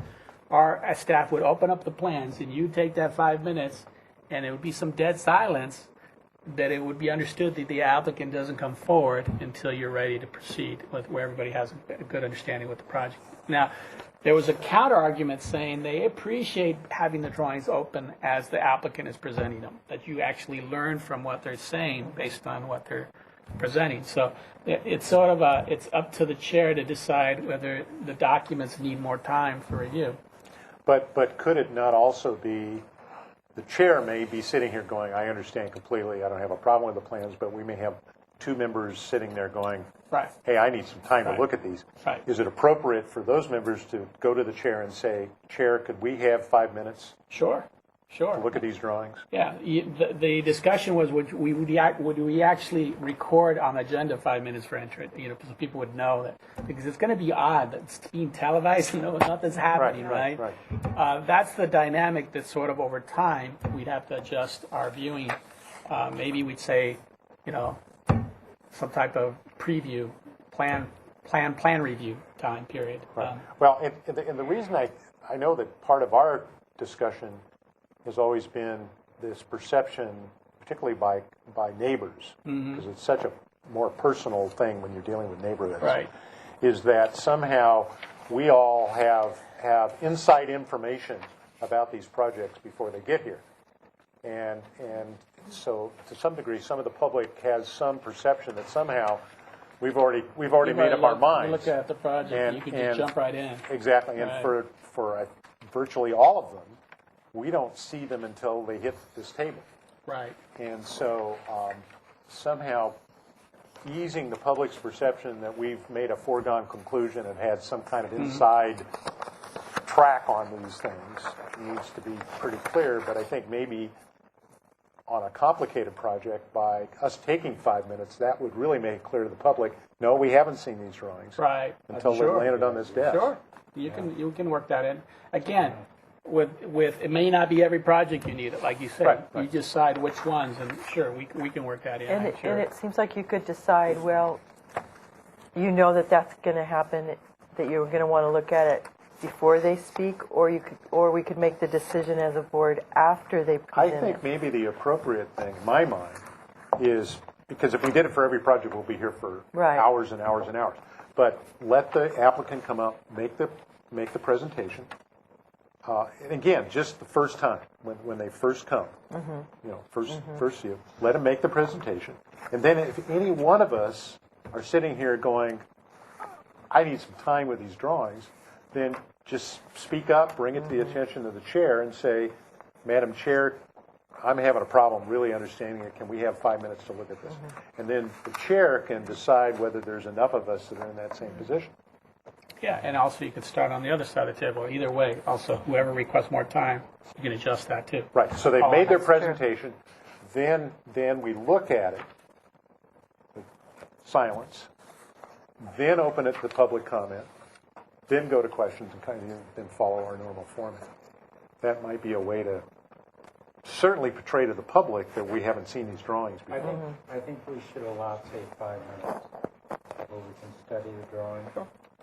And, I don't want someone to say, this isn't televised. I believe Yeah, it is. yeah, we're still on the air. We're on the air. I don't want, it's hard for someone to say, I don't understand these drawings, I want 5 minutes to look at it. And you're not apt to say that. Right. Well, we could certainly build it in, like I say. We have no problem with that. One of the other things that came up on the motion checklist, and I just heard it, unfortunately, the idea of saying the modification is acceptable. Staff's going to want to have you say something about the mod, so the modification request. So the actual motion that we'd like to have you say is the modification is or is not aesthetically appropriate. The proposed modification poses or does not pose consistency issues with the design guidelines. So what we're trying to get to is having the staff hearing officer base a decision on the fact that you think there's an appearance of uniformity of development. In other words, there's nothing unusual about this modification. But we don't want you to say it's acceptable because, again, the public looks at it like, oh, this is already a done deal. And then the applicant goes away and says, when they come to the staff hearing officer and say, well, the ABR thought it was acceptable. Why are you not That's a good supporting point. the mod? So again, that's why we put this together, to try to do that. And staff will continue to remind you about that so that we don't get the impression that, again, you're approving the zoning modification. Okay. So I'd like to go down this agenda topic and get into one of the things that we've talked about is the type of site visits that you do. This board is really good at going out to do site visits, but we are about to get a new little gadget, which is either a little laptop or a notebook tablet that staff will have access to, and they can connect to Google Maps, Street Views, aerial views, Bing, whatever you need. If you want that information, we can bring that technology in. If you don't get enough information, if you want to know what's across the street and they haven't presented the information, we can bring that into this review process. I do that now. Okay. Well, So, and I think that's really important. I didn't know it because what I did last week, we've got a project that will be coming back to us at some point over on the Mesa. right. And it's one we're still all looking at. And there's been some discussion about story pools, no story pools. So it's one of those second floor things. Right. And so I spent some last week walking the whole block. Right. And I took photographs of the whole block, all the way around it. And then went to Google and got the Google site Right. so that I could really start to understand when this project comes back, where are we seeing it from? And I guess the question in my mind while I was out there doing that was, is this too much to request from an applicant to look at a whole block and have them bring in all that information? Or is that stuff that's just kind of in our bailiwick to understand as board members?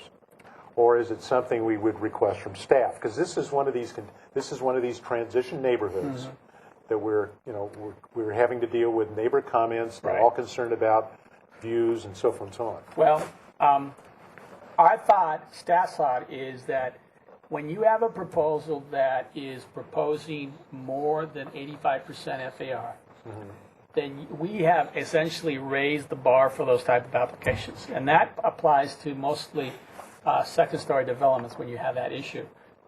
We think it's wise for you to ask for as much information as possible based on that. We advise them, this is what you recommend. We recommend you give a streetscape evaluation so you see how that structure fits into the streetscape. We recommend you take photographs. We require the 20 closest homes analysis. Some people do it in a very thorough manner. I've seen architects put those 20 homes on a set of drawings. That clearly is sort of the gold plate version. So where you have to get comfortable is, have they made enough information available? We don't expect you to have to walk the entire neighborhood. That's you're doing a deluxe service to the applicant too. If it's more controversial, you can ask for an organized site visit or a drive-by. That's where you actually, I think, historically were the more controversial ones. You all sort of decide, let's go by there and look at it. But again, the technology's there for them to get it for you, to get that information to you, and then to have you ask for more information before you make a decision. That would be more telling if it gets appealed that you asked for the information rather than you didn't. Because, again, I was down here 2 weeks ago, I get asking you, are you sure you don't want story pools? Because you have to say why you're not requesting story pools. And when you have this discussion, if somebody appeals, I feel very comfortable going up to City Council and saying, no, our board talked about it, they discussed it, they understood the potential impacts of the development, and there was no question that story pools were required or not required. So that's the type of analysis I think you want. Now, do we require that full level of comparison for homes? Probably not in every case. We have trouble enough as it is to show the adjacent footprints with people, to show how close these structures are. But again, the more larger the development, the higher the FAR, you are entitled to increase those standards so you have that information in front of you to make a good call. The only question I have is to request that when we do go on site visits, I would prefer it if I didn't use my car individually, that Right. we'd have a carpool. No, we can arrange for that. I'd rather prefer We that. did that primarily because board members didn't want to have to come down here, rather than they could drive by on the weekends and that we can set a 2 o'clock. Again, it's more time commitment on your part though to get here because we need to travel out and travel there back before the start of the meeting. Well, it's funny because these neighborhoods, you have all these windy roads going up in the middle, like this project we had today. I mean, that was quite a trek. See, I would think that, again, if it's more rural, just have them get the aerial and get the actual understanding, the lay of the land.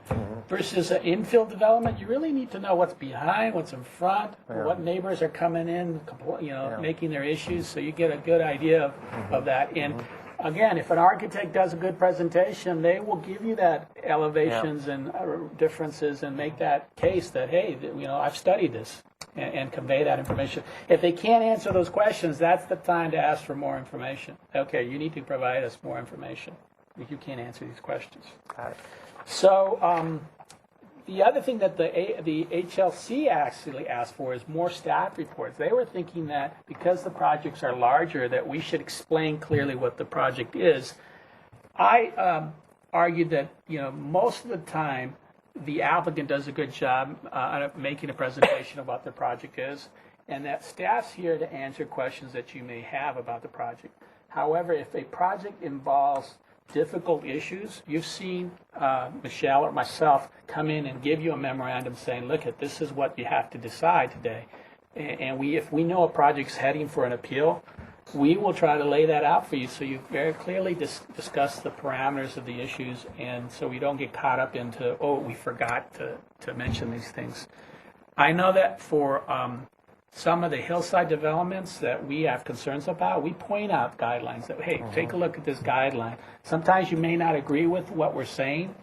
It may not be an issue, but at least we've shared those guidelines with you because I think we've counted all the NPO SFDB guidelines, and it's close to like over 200. So can you remember 200 guidelines? It's hard. But the nice thing about SFDB is you're now seeing projects over and over again. You don't have to deal with the ABR that sees a commercial, then a multifamily, and you're dealing with the same type of issues for NPO. I think one thing that the city has done well is you've explained, like if you if you don't exceed 25 feet, this is required. Right. The different If you exceed findings. 85%, that's required. Right. And it's really easy to go through that. In our handout submittals, Yeah. we try to make it very clear that Yeah. you're getting a trigger mechanism caused. The last item has to do with public comments and responses. This came up actually several weeks ago when we were getting a lot of emails. I think we had a quick discussion about how do we respond to all the levels of inquiries that we're getting about projects. And I did take that to heart and actually have talked to our administrative staff about how we would in the future convey all the emails to you. And what we basically developed is a procedure that we'll implement where you will get one email with all the emails that have been received. Because, again, you've been bombarded with a lot of emails throughout the week. And our past tendency has been we get it, we forward it immediately, and you get it. We get it, we forward it, and sometimes it can be quite a bit for a project that has a lot of controversy.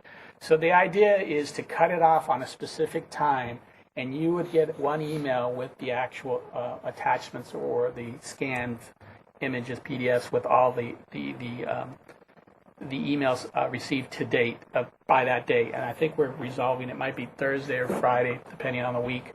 And then at the hearing, anything that came in after that date, you would also get copies of those emails.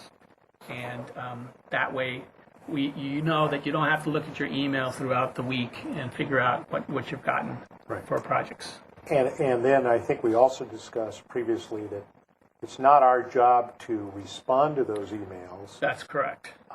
We're to be aware of those emails. Right. We may want to make comments on the project when it's presented based on what we saw in the email, but we're not responsible to get back to the person email. That's correct. Now, what often happens, and you know this, is they write the email or the letter, and then they want to make public comments and raise the same things that they asked in the letter, or they want to read the letter. Now, if the letter or email has been sent already to you, again, for the sake of efficiency, we would like them to understand that we've received your email, we've read it.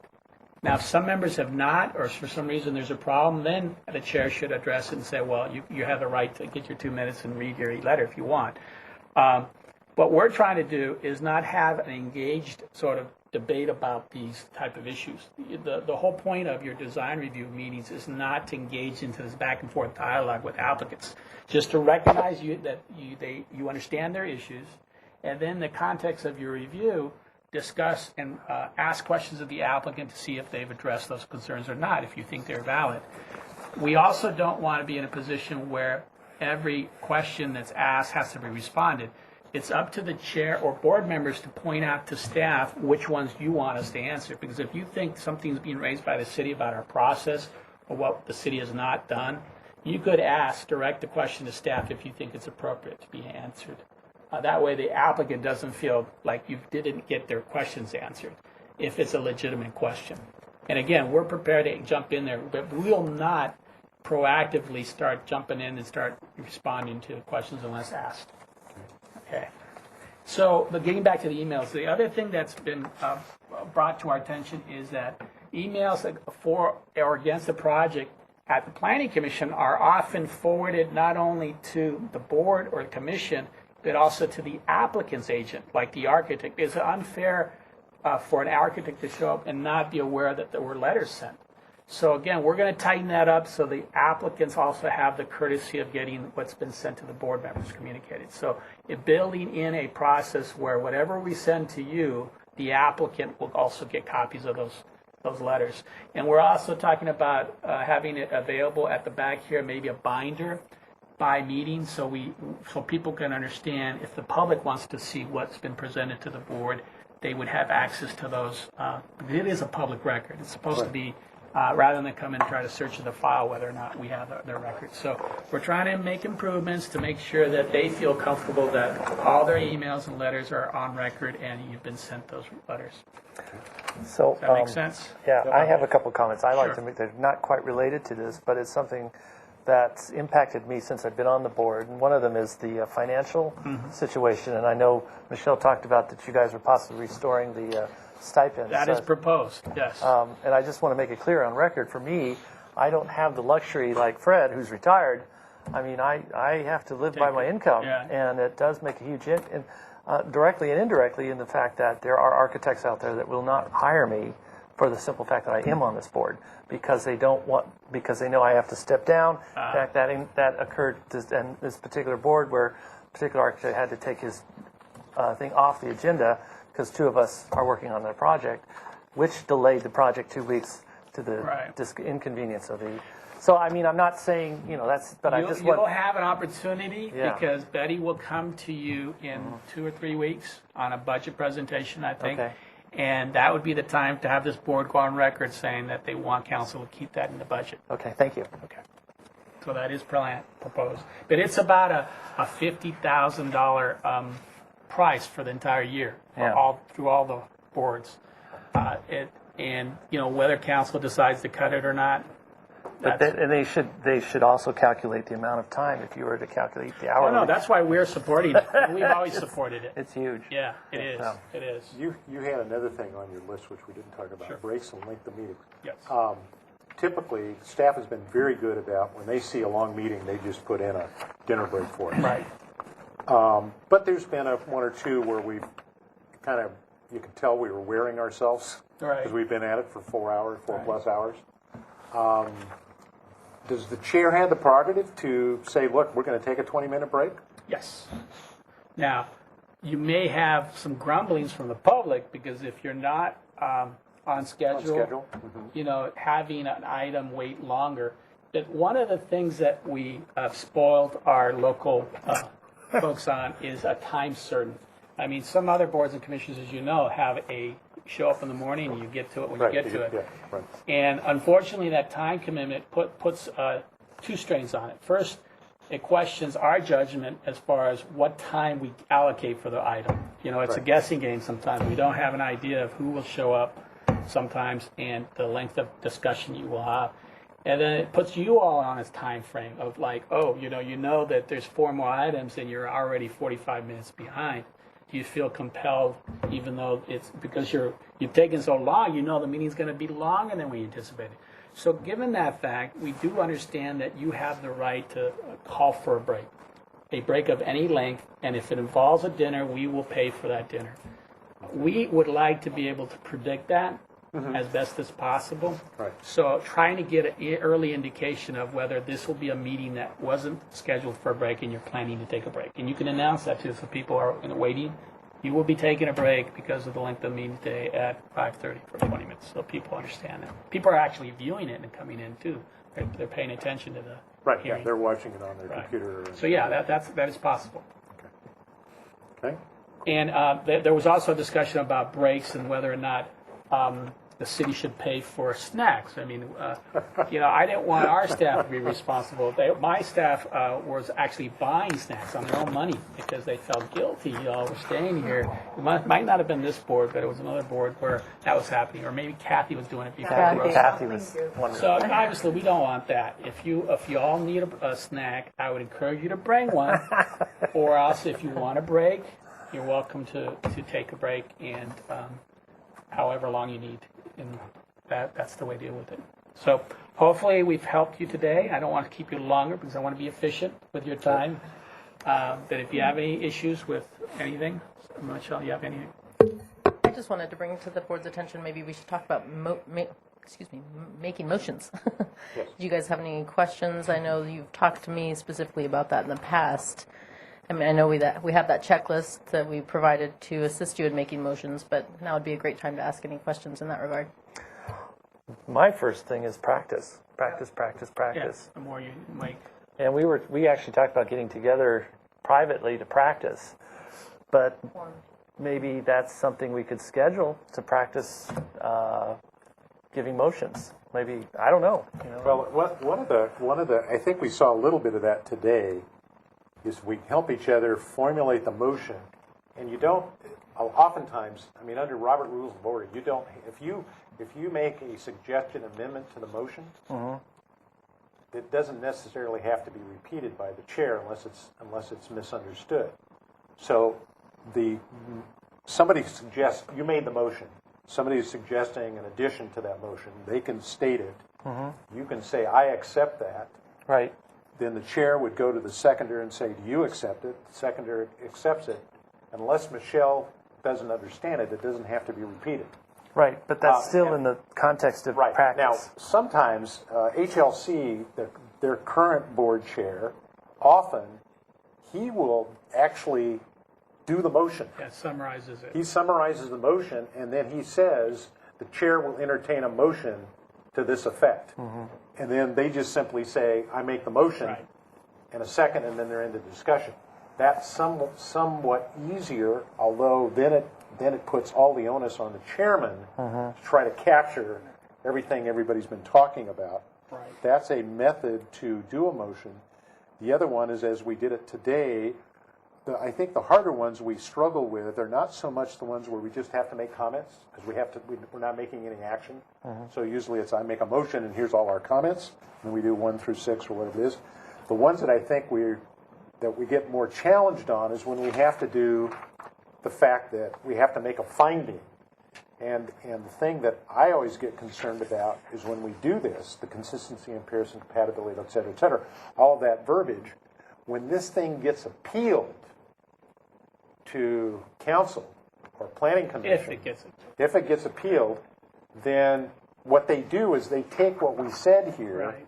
and it goes to them, and the planning commissioners are sitting there saying, well, the single-family design board said it was compatible, or it was consistency in appearance, whatever.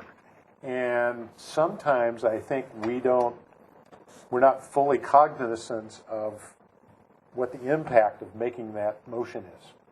You know, it's because if we've got a disgruntled group of neighbors out there and they pull it and send it off to city council or planning commission, ultimately we either have to, whoever gets sent on our behalf to there has to stand up and defend our action in front of council or planning commission, and planning commissioners are looking at us to say, you're the guys that looked at this, you're the ones that said it was okay, and now we have a whole room full of folks saying this is a terrible project. One of the things that we've also talked about is recognizing that public input, thanking them for coming, and then making a decision. Because if you just jump into that motion and they've all said it's incompatible, and you say, we make a motion that it's compatible, the idea is that, we did listen to you, but we have a different opinion. This is why we think it's compatible. If you get that in that motion, then they go away. Okay, they just had a different opinion based on this rationale. Versus you just jump in there and don't recognize that there was a difference of opinion. So how would you word that? I would say, well, I begin the motion by saying thank you all for giving us public comment. Our motion, we're going to entertain a motion that appears there's a consensus that from the board, however, that there is that the project is compatible for the neighborhood, and we're going to entertain a motion to that effect.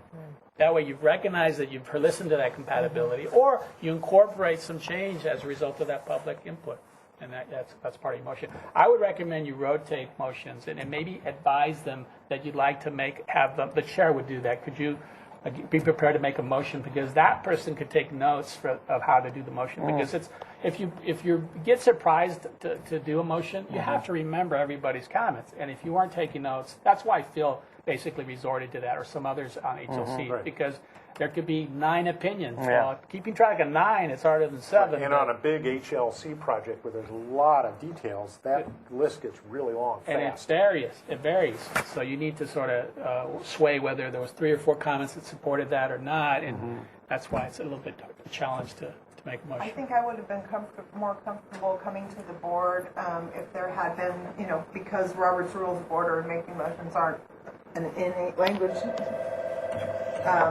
for me, that if you would have had some sort of practice with different hypothetical situations, making the appropriate motion for that situation. Like a training, Yeah. You're okay. Well, I'll certainly look at that. That would be an Because, opportunity. we were going to drag Brian out. Yeah, we were going to all As go. it was, I just. We were actually thinking of doing a video that could actually be given as orientation, part of orientation, how to make motions. Yeah, there's some areas that are kind of foggy, I might have known it a while back, but sometimes it's like why a project is comments only. I know there's a simple answer versus us needing to have findings? Well, I'll answer that quickly. Comments only, it typically involves our inability to take action because environmental assessment is incomplete, or it probably can't take an approval because it needs to go get a zoning modification or some other action. So it has to do with, it's in process of trying to get a modification. Or a planning commission environmental. review, or Okay. environmental. So we're saying, you can't approve yet, but make your comments. Oh, So you're trying to like get them to present because you want to keep them moving along. Right, they often Even though have it's to. going to take you a while. Right, they often have to get to some level, different level for that planning approval to occur. And that planning approval might happen before our design review approval. Matter of fact, that's normally how it happens. A project that has to go to planning commission, you cannot give it project design approval, which is the first approval, until it goes out to the planning commission and gets its land use entitlement. First. Yeah. Serious. Okay. And then like another foggy area kind of is, you know, I thought I always remembered that a landscape plan was required by, first of all, being a complete new house, or over a certain square footage of a remodel. But then I find that sometimes it's if we decide it needs a plan. So I'm kind of surprised. Well, the standard is whether or not the site is unimproved. Like, for example, if it's a vacant site, typically you don't have it landscaped, right? So the natural understanding would be you need to embellish that house with landscaping and show that plan. Where it gets confusing is for the T-Fire, we actually delayed some of that. We actually approved projects and deferred the landscaping because we either they decided that they would maintain what they had left, or they were debating about whether they needed a landscape refurbishing for the site. Sometimes the house just burned, the landscaping was there. But the idea, again, is that there is some latitude based on an alteration project.